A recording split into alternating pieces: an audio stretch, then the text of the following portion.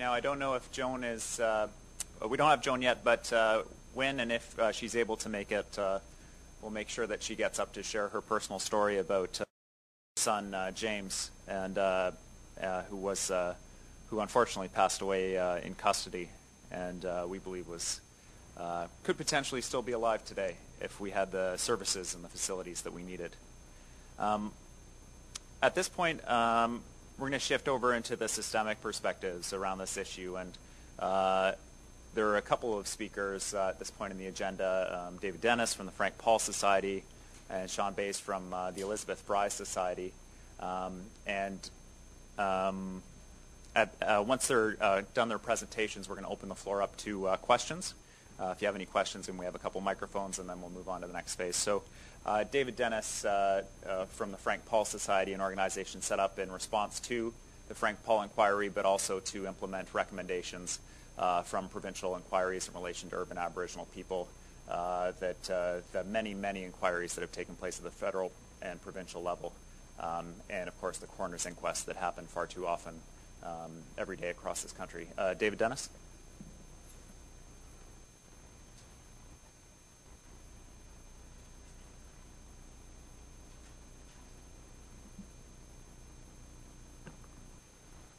It's not Hotwishlap anymore. It's Hayukwismik. I just received a new name.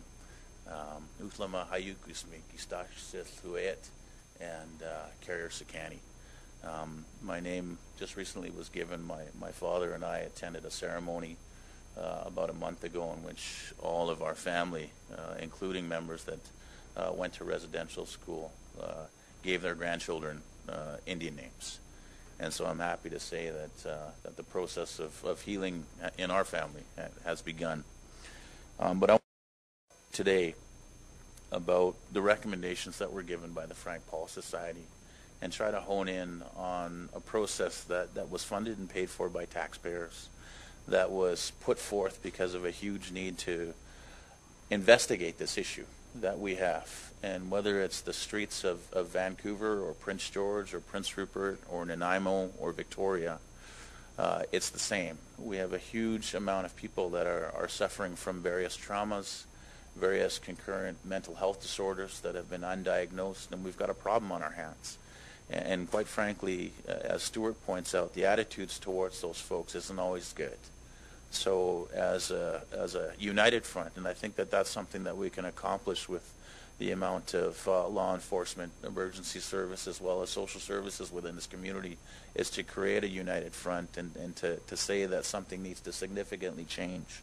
So I wanted to read off the particular recommendation that identifies this issue that came out. And Judge Davies recommends that the City of Vancouver, the Vancouver Coastal Health Authority, the Ministry of Housing and Social Development, and the Aboriginal community jointly develop a comprehensive response to the needs of homeless chronic alcoholics within the City of Vancouver.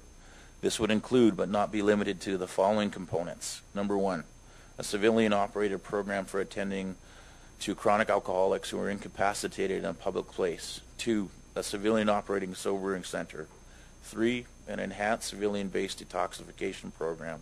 And 4, the provision for a permanent low-barrier housing designed for the specific needs of chronic alcoholics, which would offer, if needed, palatable alcohol substitution and managed alcohol programs. And I think that in terms of framing the issue, that's what we need to put on the table and discuss the counterintuitive nature of it.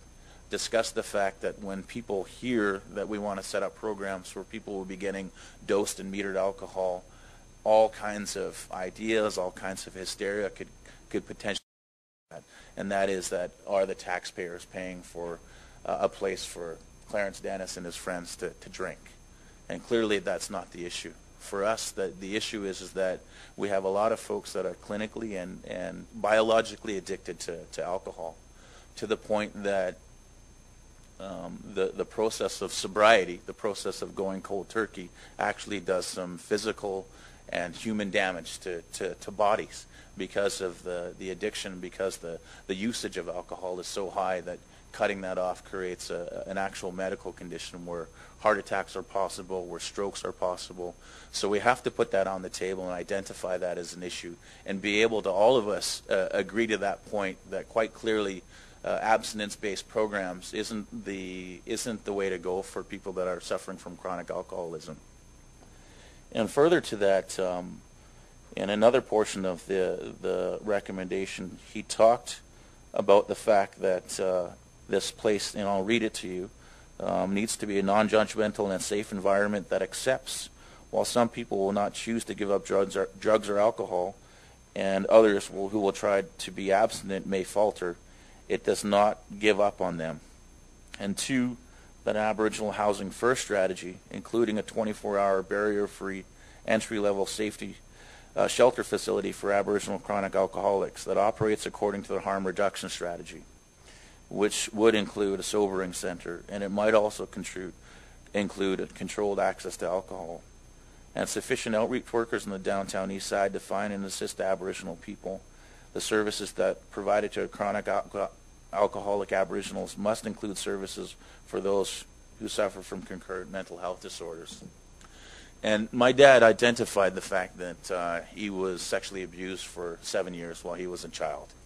And it's a common issue amongst Aboriginal people. It's a common issue that they face in residential school.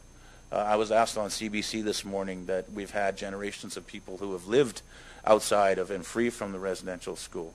And I made a point to say that as many of Aboriginal Indigenous people attended residential school, there have been more that have been put through the child welfare system where they face the same issues. So the idea of an Aboriginal-focused sobering center is not something that's controversial.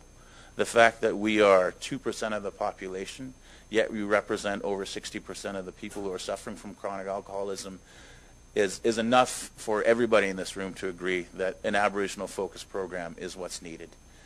We have folks that are on the other side. When Dad goes to see a warm face, or when folks like my father come into services, they must have an understanding that the person that's on the other side of that service understands the historic nature of their problems.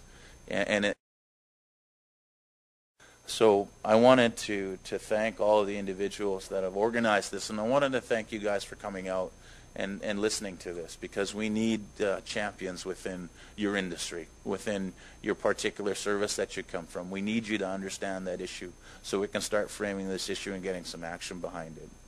I wanted to thank Grand Chief Stuart Phillip.